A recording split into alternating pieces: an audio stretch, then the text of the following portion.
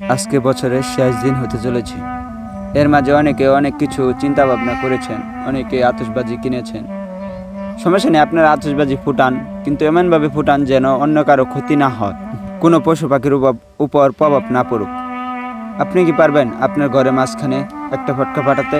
পারবে না, কারণ সেটা আপনার পরিবারের উপর প্রভাব পড়বে। তেমনভাবে আপনি যখন বাইরে একটা ফটকা ফুটাবেন, তখন পশু পাখির উপর প্রভাব পড়বে, তখন তারা আতঙ্কে ভয়ে এবং কি মারাও যায়। আমরা প্রতি বছরই দেখতে পারি যে হাজার হাজার পশু পাখি শহরের ভিতরে মারা যায়। কেন মারা যায়? আপনাদের একটি ভুলের কারণে এই পশু পাখিগুলো মারা যায়। আপনারা কখনো চিন্তা করেন না যে তাদেরও একটা প্রাণ আছে, আপনারও প্রাণ আছে। যদি আপনার উপরে কেউ ফটকা ফোটা, তখন আপনি অনেক বিরক্ত হয়ে যান। আর পশু পাখিগুলো আমরা মারতেছি, সেটা কি আমার একটু চিন্তা ভাবনা হচ্ছে না যে আমার জীবন থেকে একটা বছর চলে যাচ্ছে? সেটা নিয়ে কি আপনি কোনো কিছুই চিন্তা ভাবনা করছেন না? কেনই বা করবেন?